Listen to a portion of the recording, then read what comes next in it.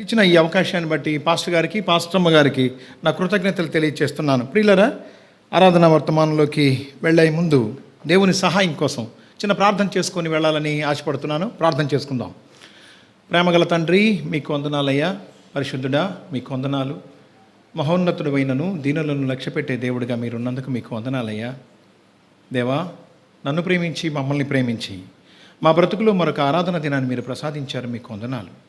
ఈ యోగ్యత ధన్యత లేక, ఇష్టం కలిగి కూడా రాలేక ఉన్నవాళ్ళు ఎంతోమంది ఉండగా ప్రభువా, మమ్మల్ని అయితే మీ సన్నిధిలో ఉండడానికి కృప చూపించారు. మీకు వందనాలయ్యా. అవసరమైన మాటలు దయచేయండి. నేను ఒట్టివాణ్ణి, మట్టివాణ్ణి ప్రభువా. నా మాటల వలన ఎలాంటి ఉపయోగం ఉండదు. నా మాటల వలన బ్రతుకులు మారవని ఒప్పుకుంటున్నానయ్యా. ఈ మంటి దేహాన్ని ప్రభువా మీ ఆత్మతో నింపి మీరు మాట్లాడండి. మీ మాటలు నా నోట ఉంచి మీరే మహిమ పొందమని కోరుకుంటూ మీకు అప్పగించుకుంటూ దేవా మీకు వందనాలు చెల్లించుకుంటూ యేసుక్రీస్తు వారి శక్తిగల నామంలో ప్రార్థించి స్తుతించి అడిగి వేడుకుంటున్నాను తండ్రి, ఆమేన్. ప్రియులరా, మంచిది. మరొకసారి మీ అందరినీ చూడడానికి గత 2 రోజుల నుంచి చూస్తున్నాను. మరొకసారి చూడడానికి దేవుడు కృప చూపించాడు. మీకు వందనాలు.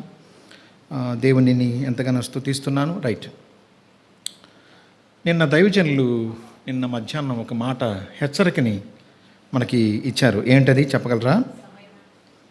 Very good. మళ్ళీ క్లియర్గా చెప్పండి అమ్మా. రావాలని. ప్రారంభ ప్రార్థనకి ముందు ఎంతమంది ఉన్నారు? చేతులు ఎత్తక్కర్లేదు. మీ మనస్సాక్షితో మీరే మాట్లాడుకోండి. ప్రారంభ ప్రార్థనకి ముందు ఎంతమంది ఉన్నారు? 1, 2. నీట్ ఎగ్జామ్ అయినా, ట్రైన్ ప్రయాణమైనా 10 నిమిషాల ముందే ఉంటారు కదా. నీట్ ఎగ్జామ్ అయితే హాఫ్ అన్ అవర్ బిఫోర్ వెళ్ళి hall ticket verification, everything, body అంతా కూడా చెకప్ చేస్తారు కదా. అంటే నీట్ ఎగ్జామ్ కంటే, ట్రైన్ ప్రయాణం కంటే మన దేవుడు చాలా తక్కువ కదా. అందుకే మనం రాలేదు. రాని వాళ్ళందరికీ వందనాలు, వచ్చిన వాళ్ళకి ధన్యవాదాలు.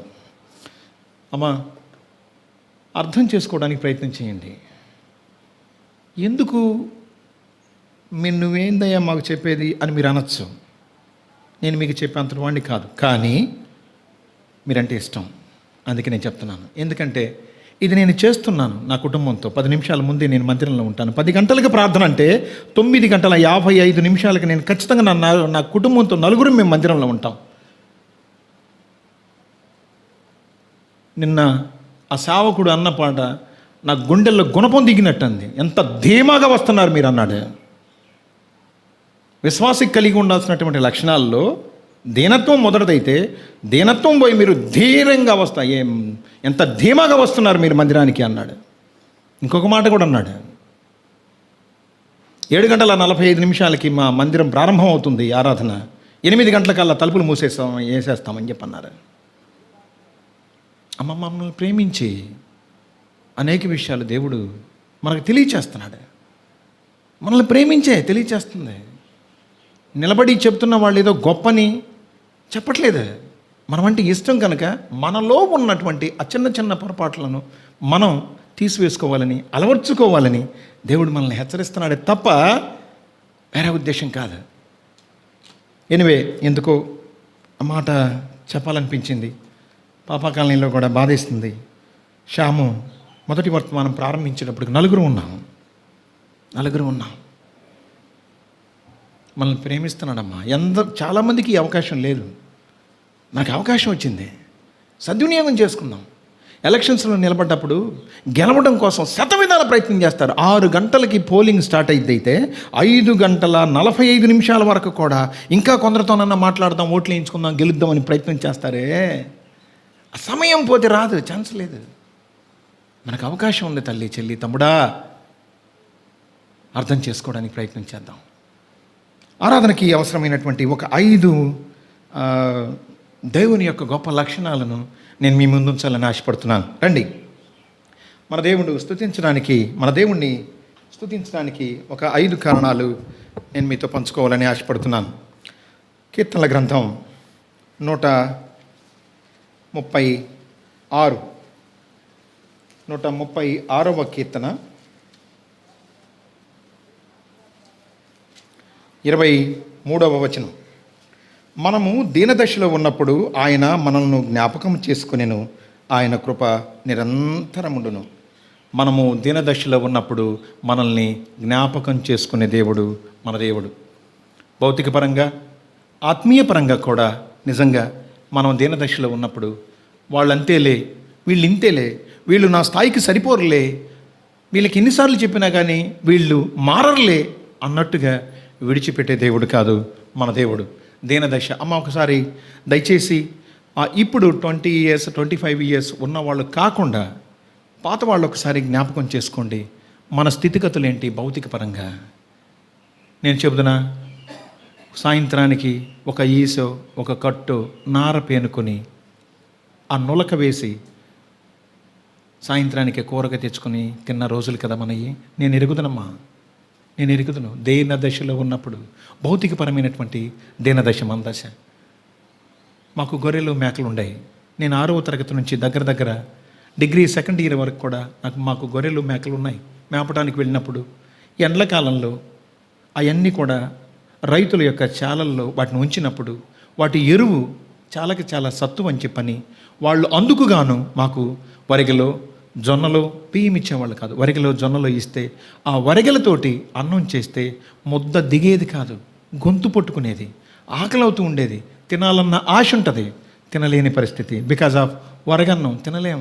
ఎప్పుడన్నా ఇంట్లో కనుక వైట్ రైస్ చేస్తే, తెల్లన్నం చేస్తే చాలా ఇష్టంగా ఆకలి తీరా అన్నం తినచ్చు కదా అని చెప్పని బాధపడిన రోజులు ఉన్నాయి. బట్ ఇప్పుడు పరిస్థితి ఏంటో తెలుసమ్మా? ఈరోజు ఏం టిఫిన్ చేస్తున్నావు, మనం ఈరోజు ఏం టిఫిన్ చేస్తున్నావు మాకు అని చెప్పి అడిగే పరిస్థితి. మనం దీన దశలో ఉన్నప్పుడు మనల్ని జ్ఞాపకం చేసుకున్న దేవుడు మన దేవుడు. ఆలోచించండి. ఇది కొంతమందిని కనుక అడిగితే మీ అనుభవాలు మీరు పంచుకోలేరా? ఖచ్చితంగా. నేను అలాంటి స్థితిలో నుంచి వచ్చాను. నేనేదో స్థితిమంతుణ్ణి, ఆస్తి కలిగిన వాడిని నేను చెప్పడం లేదు, కానీ ఏలేమీ లేకుండా దేవుడు నన్ను పోషిస్తున్నాడు. నేను దీన దశలో ఉన్నప్పుడు దేవుడు నన్ను జ్ఞాపకం చేసుకున్నాడు. నా ఆత్మీయ దీనత్వం ఎరిగి కూడా, అయ్యో వీడిని నేను కనుక జ్ఞాపకం చేసుకోకపోతే, వీడి నాటకాలతోనో, ఈ సినిమాలతోనో, ఈ డ్రామాలతోనో, వీడు ఈ లోకంలో ఉన్నవాడితోనే సంతోషం వెతుక్కుంటూ చచ్చిపోతాడని ప్రేమించి నన్ను జ్ఞాపకం చేసుకొని ఆ ప్రియ ప్రభు నన్ను ఆత్మీయ దీనత్వంలో నుండి,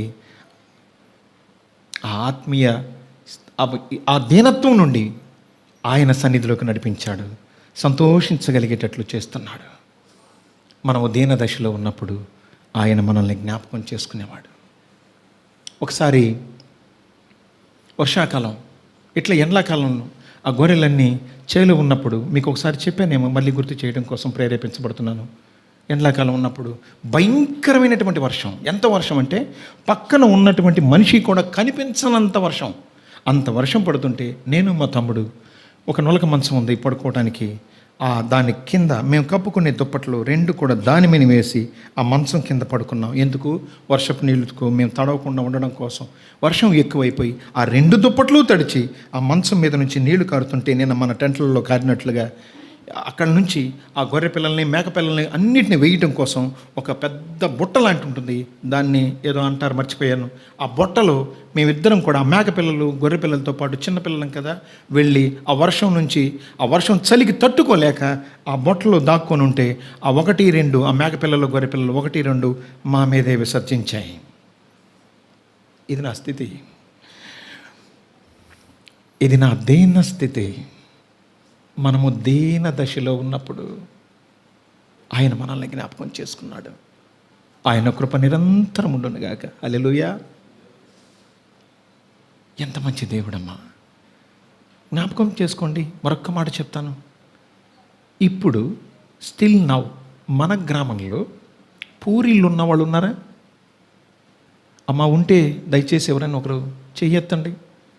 అందరం కలిసి ఏదైనా సహాయం చేస్తాం. అర్థం చేసుకోండి ఎంత మంచి దేవుడు, ఎంత మంచి దేవుడు మన దేవుడు. మనం దీన దశలో ఉన్నప్పుడు మనల్ని జ్ఞాపకం చేసుకునే దేవుడు మన దేవుడు. తర్వాత 2, ఆయన ఒక్కడే ఆశ్చర్య కార్యాలు చేసే దేవుడు. ఇదే కీర్తన 136:4.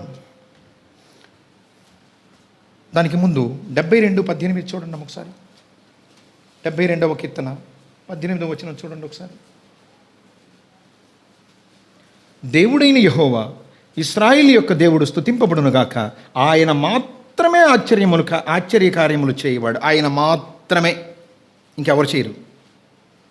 నిన్న మనకు ఒక మాట వినపడింది. ఏంటది? ఒక పాట వినపడింది 2 రోజుల నుంచి. మొదటి పాట ఏంటమ్మా పాట? నేనే మీ దేవుడను, మీరే నా సాక్షులు. ఆయన మాత్రమే, ఇంకెవరు చేయరు ఆశ్చర్యకార్యాలు. ఎవరు చెయ్యలేరు. ఎందుకంటే ఆయనే ఆశ్చర్యకారుడు కనుక. ఆశ్చర్యకార్యములు చేయ శక్తి కలిగిన వాడు ఆయన మాత్రమే కనుక ఆయనే ఆశ్చర్యకార్యములు చేయవాడు. ఏంటి ఆయన ఆశ్చర్యకార్యాలు? ఒక విషయాన్ని గమనించినప్పుడు, ఒక విషయాన్ని జ్ఞాపకం చేసుకున్నప్పుడు ఎప్పటికీ కూడా ఆశ్చర్యమే. ఒకసారి రండి, ఇర్మియా గ్రంథం 5వ అధ్యాయం, ఇర్మియా గ్రంథం 5వ అధ్యాయం 22వ వచనం నేను చదువుతున్నాను. చూడండి తల్లి, పేజీ నెంబర్ 631, పాత నిబంధన గ్రంథం. సముద్రము దాటలేకుండానట్లు దాని తరంగములు ఎంత పొర్లినను అవి ప్రబలం లేకయు, ఎంత ఘోషించినను దాన్ని దాటలేకయు ఉండునట్లు నిత్య నిర్ణయం చేత దానికి ఇసుకను సరిహద్దుగా నియమించిన నాకు మీరు భయపడరా? నా సన్నిధిని వణకరా? ఇదే యెహోవా వాక్కు. సముద్రానికి దేనిని ఆనకట్టగా నియమించాడట ప్రభు? చెప్పండమ్మా, చెప్పండి అయ్యా, మాట్లాడండి అన్న. పర్మిషన్ ఇవ్వండి దయచేసి వీళ్ళు మాట్లాడడం కోసం. అమ్మ మాట్లాడండి ఇప్పుడు. ఇసుకని ఒక లారీ మీద కానీ ఒక ట్రాక్టర్ మీద కానీ ఇసుక వెళుతుంటే ఒకవేళ కనుక గాలి వీస్తే గాలికి చెదిరిపోతుందా లేదు? ఇసుక గాలికి చెదిరిపోయేటువంటి ఇసుకని సముద్రానికి ఆనకట్టగా ఉంచాడు మన దేవుడు. సృష్టి ప్రారంభంలో సృష్టించబడినటువంటి సముద్రం ఎప్పటికీ కూడా, కొన్ని వేల సంవత్సరాల క్రితం సృష్టించబడినటువంటి సముద్రం ఎప్పటికీ కూడా అక్కడే ఉంది. మన ఇంట్లో ఒక బిందెలో కానీ, ఒక తొట్టిలో కానీ, లేదా ఒక జగ్గులో కానీ నీళ్లు నిండా ఉన్నప్పుడు దానిలో ఇంకొక గ్లాస్ పోసామనుకోండి, ఆ జగ్గులో పొర్లిపోతాయా లేదా? మరి ఇన్ని సంవత్సరాల నుంచి కురుస్తున్నటువంటి వర్షం, కొన్ని లక్షల క్యూసెక్కుల నీరు, వరదలు ఎక్కువైనప్పుడు డ్యాముల నుంచి విడుదల చేస్తున్నటువంటి నీరు, మనం వాడుకుంటున్నటువంటి నీరు, కురుస్తున్నటువంటి నీళ్ళు, నదుల్లో, ఈ వాగుల్లో, ఈ చెరువుల్లో అన్నీ పొర్లి పారుతున్నటువంటి నీళ్ళు ఎక్కడికి వెళ్ళి కలుస్తున్నాయి? సముద్రంలో. మరి సముద్రం అక్కడి నుంచి ఏమైనా దాటి వస్తుందా? ఎందుకు రాలేదు? దానికి ఒక నిర్ణయం చేసి, నిత్య నిర్ణయం, ఎల్లప్పుడు ఇదే నిర్ణయం. ఏంటో తెలుసా? ఈ ఇసుకను దాటి నువ్వు రావటానికి లేదు. ఆయన మాత్రమే మహా ఆశ్చర్య కార్యాలు చేసేవాడు. ఇది ఆశ్చర్యంగా లేదా? నాకు ఇది ఎప్పుడూ ఆశ్చర్యమే. సముద్రాన్ని చూసినప్పుడు ఏంది ప్రభా, ఎన్ని సంవత్సరాలు అయినాయి, ఎన్ని నీళ్ళు వచ్చి కలుస్తున్నాయి, అక్కడి నుంచి రాదే సముద్రం ముందుకి? సముద్రం ముందుకు రాదే? ఆయన ఒక్కడే, ఆయన మాత్రమే ఆశ్చర్య కార్యాలు చేయవాడు. ఇది 2. మొదటిది ఏంటి? మనం దీనదశలో ఉన్నప్పుడు జ్ఞాపకం చేసుకున్న దేవుడు. 2, ఆయన ఆశ్చర్య కార్యాలు చేసే దేవుడు. 3, ఆయన మాట తప్పని దేవుడు. కీర్తనల గ్రంథం 77వ కీర్తన, 77వ కీర్తన, 77వ కీర్తన అమ్మ 8వ వచనం నేను చదువుతాను. ఆయన కృప ఎన్నటికీ లేకుండా మానిపోయినా, ఆయన సెలవిచ్చిన మాట తరతరములకు తప్పిపోయినా, ఇచ్చిన మాట తరతరాలకు ఉండిపోద్ది. తరతరములకు మాట ఉండిపోద్ది. ఇదొకసారి జ్ఞాపకం చేసుకోండి. నోవహు ఓడలో నుంచి వచ్చిన తర్వాత దేవుడికి ఆ ఓడలో ఉన్నటువంటి పశువుల్లోనూ పక్షుల్లోనూ పవిత్రమైన వాటిని తీసుకొని దేవుడికి బలిగా అర్పించిన తర్వాత, ఆ బలిని దేవుడు ఆగ్రాణించిన తర్వాత నోవహుతో ఒక మాట చెప్తాడు. ఏమిటది? నోవహుతో ఒక మాట చెప్తాడు, ఇక ఎప్పుడు కూడా ప్రాణులను జలప్రళయంతో నేను నాశనం చేయను, అందుకని మేఘముల్లో నాకు గుర్తుంచుతాను. ఉందా? ఎప్పటికీ కూడా మనం రెయిన్బోని చూస్తామా లేదా వర్షం వెలిసిన తర్వాత? సరే, మీరు ఒక మాట చెప్పండి. ఎప్పుడైనా సరే జలప్రళయం తర్వాత, నోవాహు జలప్రళయం తర్వాత ఇప్పటి వరకు ఒక్కసారి ప్రపంచం అంతా కూడా వరదలు వచ్చిన సంఘటనలు ఉన్నాయా? మీలో చాలామందికి వార్తలు చూసేటువంటి అలవాటు ఉంది కదా, చెప్పండి ఒకసారి. నోవాహు జలప్రళయం తర్వాత ప్రపంచం అంతా కూడా ఒకేసారి జలప్రళయం వచ్చి మనుషులు పశువులు అన్నీ కూడా చనిపోయిన సందర్భాలు ఉన్నాయా? లేవు.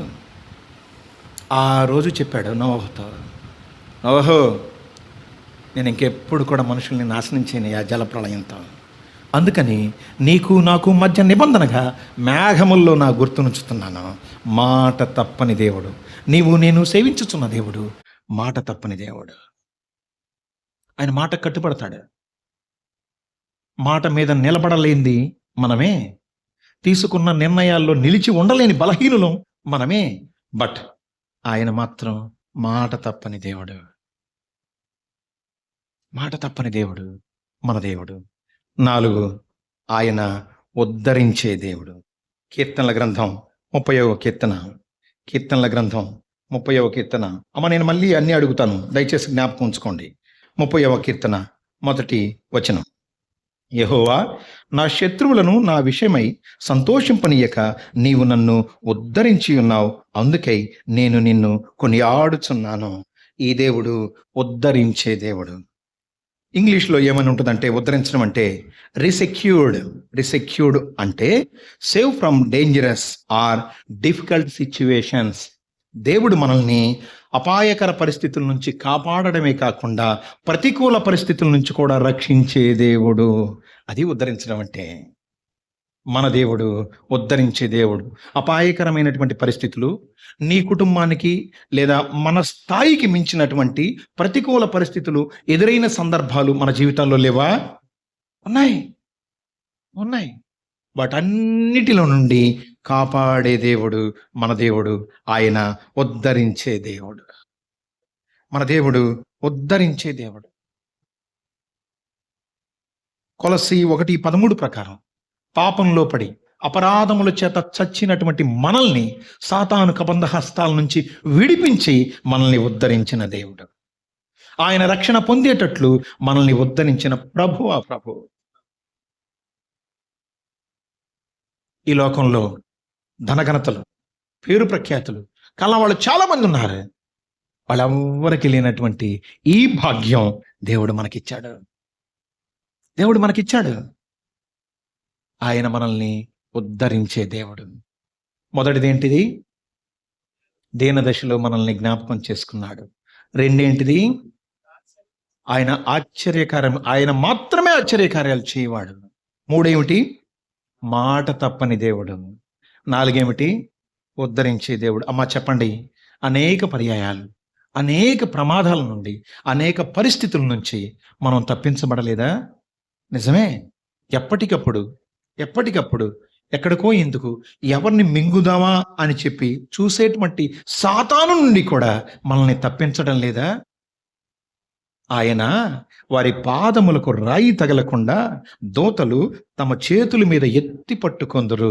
మన చుట్టూ, నేను విన్నాం, మన చుట్టూ దూతలు నుంచాడు మనల్ని కాపాడటానికి. మనల్ని కాపాడటం కోసం ఆయన దూతల్ని మన కోసం ఉంచాడమ్మా. ఎంత గొప్ప దేవుడు, ఎంత ఇష్టం మనమంటే. ఆలోచించండి. ఇన్ని గుణలక్షణాలను కలిగి ఉన్న ఈ దేవుణ్ణి కలిగి ఉన్నటువంటి మనం స్తుతించమంటే మొహమాట పడతాం, సిగ్గుపడతాం, మాటలే రావట్లేదు. ఎందుకో తెలియదు.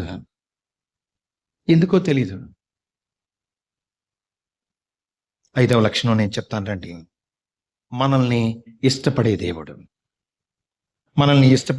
ఇదే కీర్తనల గ్రంథం 18:19 వచనం. 18వ కీర్తన 19వ వచనం. విశాలమైన స్థలమునకు ఆయన మనల్ని తోడుకొని వచ్చెను, నేను ఆయనకు ఇష్టడను కనుక ఆయన నన్ను తప్పించెను. కీర్తన 91లో కూడా ఏ మాటలు ఉంటాయి? Almost all. మనం ఇష్టలం గనక ఆయన మనల్ని తప్పిస్తూనే ఉన్నాడు. ప్రతి ప్రతికూల పరిస్థితుల నుంచి, ప్రతి అపాయం నుంచి, ప్రతి కీడు నుండి, ప్రతి రోగము నుండి, ప్రతి శత్రువు యొక్క పన్నాగాల నుండి కూడా మనల్ని తప్పిస్తూనే ఉన్నాడు. ఎందుకు? మనమంటే ఆయనకి ఇష్టం. మనల్ని ఇష్టపడే దేవుడిగా ఉన్నాడు. మీకు మాట చెప్పమంటారా? ఒక వ్యక్తి ఉన్నాడు. ఉదయాన్నే యథాప్రకారం మార్నింగ్ వాకింగ్ అని బయలుదేరాడు. 5:30, 6 ఆ ప్రాంతంలో ఉదయాన్నే లేచి మార్నింగ్ వాక్ అని బయలుదేరాడు. ముందుకు వస్తూ ఉండగా వీధి కుక్కలు అతని మీద ఒక్కసారిగా దాడి చేస్తే వాటి నుండి తప్పించుకోవడం కోసం ఇలా వెనక్కి వెళ్ళి వెనక్కి పడి తలకు దెబ్బ తగిలింది. తలకు దెబ్బ తగిలి పడి ఉన్నాడు. ఆ పడి ఉన్నటువంటి వ్యక్తి మీద ఈ కుక్కలు మరింతగా దాడి చేశాయి. సరే, అయ్యయ్యో ఇక్కడ ఎవరో పడి ఉన్నారని చెప్పని చుట్టుపక్కల వాళ్ళు చూసి హాస్పిటల్కి తీసుకెళ్లారు. ఐసీలో దగ్గర 7 రోజులు మరణంతో పోరాటం చేసి చివరికి చనిపోయాడు. అతను ఎవరో తెలుసా? అతని పేరు పరాగ్ దేశాయ్.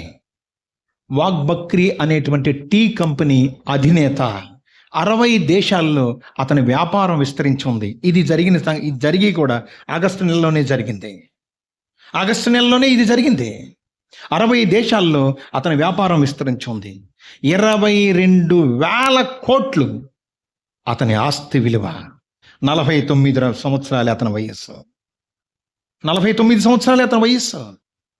కుక్కల దాడిలో చనిపోయాడు. పేరు లేదా, వ్యాపారం లేదా, డబ్బు లేదా, స్థితిమంతుడు కాదా, వైద్యం చేయించుకోవడానికి అతని దగ్గర అవకాశాలు ఏమి లేవా? అన్నీ ఉన్నాయి. వారం రోజులు ఐసీలో ఉండి చనిపోయాడు. వాగ్ బక్రీ కంపెనీ అధినేత పరాగ్ దేశాయ్. మీకు టీ పొళ్ళు తెలుసు కదా, తాజ్మహల్, జెమినీ, 3 రోజెస్, ఇంకేమున్నాయి, చక్రా గోల్డ్, ఉన్నాయి కదా. వాగ్ బక్రీ అనే టీ విన్నారా? సుమా అనుకుంటాను దాని బ్రాండ్ అంబాసిడర్, తెలుగు 2 రాష్ట్రాల్లో. యాంకర్ సుమా గారు ఉన్నారు కదా, ఆవిడ ఆ బ్రాండ్ అంబాసిడర్. ఐపీఎల్కి విపరీతంగా యాడ్ ఇచ్చారు. విపరీతంగా సేల్ కూడా పెరిగింది. చిన్న టౌన్లో కూడా విపరీతంగా ఉంటుంది దాని వ్యాపారం. వాగ్ బక్రీ టీ పొడి పేరు. ఆ కంపెనీ అధినేత 49 సంవత్సరాల చిన్న వయసులోనే చనిపోయాడు. దేవుడు మనల్ని ఇష్టపడుతున్నాడు కనుక ఆయుష్ ఇచ్చి, ఆరోగ్యం ఇచ్చి, సంతోషంతో ఆయన పదే ఆయన సన్నిధిలో కనిపించేటువంటి భాగ్యం దేవుడు మనకు దయచేస్తున్నాడు. మనల్ని ఇష్టపడకపోతే మనం ఇలా ఉన్నామంటారా? ఆలోచించండి. ఎన్నో స్వయంకృతాపరాధాలు చేసి కూడా మనం నష్టాన్ని, కష్టాన్ని కొని తెచ్చుకుంటున్నప్పటికీ కూడా ఏమీ కాకుండా మనం ఇంకా సజీవులుగా ఉన్నాము అంటే అది దేవుడు మనల్ని ఇష్టపడటం కాదా? మనకి ప్రొవిజన్ని, అలాగే ఆరోగ్యాన్ని, అలాగే సంతోషాన్ని, అలాగే సమయాన్ని దేవుడు మనకు ప్రొవైడ్ చేయడాన్ని బట్టే కదా. లేకపోతే మనం ఏమన్నా గొప్ప ఏమైనా మనం సృష్టించుకోగలమా? మన తెలివి వలన ఒక్క నీటి బిందువునైనా మనం సృష్టించగలమా? సమృద్ధిగా ఇస్తున్నాం. ఒకవేళ నీవు నేను శ్వాస తీసుకునే ఈ ఆక్సిజన్ కనుక డబ్బులు కట్టవలసి వస్తే మనం ఎవరైనా ఇన్ని సంవత్సరాలు ఈ భూమి మీద ఉండేవాళ్ళమా? ఆలోచించండి. ఒక రోజు 24 గంటలు కనుక ఐసీలో ఉండి ఆక్సిజన్ పెడితే ఆ ఆక్సిజన్కి సపరేట్ కాస్ట్ వెయ్యరా? మరి ఒక్కొక్కరు పరిశీలన చేసుకోండి. మీకు ఎన్ని సంవత్సరాలు? మనం అందరం పరిశీలన చేసుకుందాం. ఇన్ని సంవత్సరాల నుంచి మరి మనం జీవంతో ఉన్నామంటే ఆక్సిజన్ పీల్చుకుంటున్నాం. ఎక్కడిది ఇది?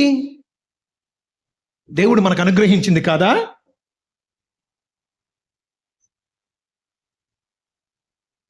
మనల్ని ఇష్టపడుతున్నాడు. అర్థం చేసుకుందాం. దేవా, ఎందుకు నేనంటే ఇష్టం? నేనంటే నా చుట్టుపక్కల వాళ్ళకే ఇష్టం ఉన్నదే. నా మాట విధానాన్ని బట్టి, నా ప్రవర్తనను బట్టి, నా క్రియలను బట్టి నా ఇంట్లో వాళ్ళే నన్ను ఇష్టపడరే. భార్య అంటే ఇష్టం లేక ఒక అతనికి ముక్కలుగా నరికి డ్రమ్ములో పెట్టేశాడు. భర్త అంటే ఇష్టం లేక ఒక ఆవిడ, చక్కని తల్లి, నది దగ్గరికి తీసుకెళ్లి బ్రిడ్జి మీద నిలబడి సెల్ఫీ తీసుకుందాం అని చెప్పని అతను నదిలోకి తోసేసింది. తన పెన్షన్ డబ్బులు ఇవ్వలేదని చెప్పని వాళ్ళ అమ్మని ఒక కుమారుడు, మనవడు ముక్కలుగా నరికేశాడు నడి బజార్లో. మనం ఎలాంటి వారమైనా సరే మనల్ని ఇష్టపడే దేవుడు. అంత మాత్రమే కాదు, మరొక మాట చెప్పి నేను క్లోజ్ చేస్తాను. ఇప్పటికీ కూడా అంటున్నాడు ప్రకటన గ్రంథం ప్రకారం, ఇదిగో హృదయం అనే తలుపు నొద్ద నిలబడి నేను తట్టుచున్నాను. ఎవడైనా నా స్వరం విని తలుపు తీస్తే నేను లోపలికి వచ్చి అతనితో, నాతో అతను కలిసి భోజనం చేస్తాం. ఇప్పటికీ కూడా స్టిల్ నౌ ఇప్పటికీ కూడా తడుతూనే ఉన్నాడు. అమ్మా, బాబు, నా కుమార్తె, నా కుమారుడా, నన్ను లోనికి రమ్మంటావా? నేను వచ్చేదాన్ని హృదయంలోకి. ఆఫ్టర్ ఆల్ గాళ్ళం కదా మనం. మన పర్మిషన్ దేవుడు తీసుకోవడం ఏంటమ్మా? ఆలోచించండి. అసలు మనల్ని గౌరవిస్తున్నాడమ్మా. ఇది అర్థమవుతుందా? ఇది అర్థమవుతుందా? ఇది అర్థం అవ్వాలి. అర్థం కాకే దేవుని సన్నిధన్నా దేవుడన్నా విలువ లేకుండా ఉంటున్నాం మనం. విలువ లేకుండా ఉంటున్నాం మనం. ఒక దైవజనుడు ఇలా అన్నాడు, నీ ప్రవర్తన మందిరం యొక్క గుమ్మం దాటిన తర్వాత ఎలా ఉందో చెప్పు, అప్పుడు నేను చెప్తాను నీ యొక్క ఆత్మీయ స్థితి ఏమిటో అన్నాడు.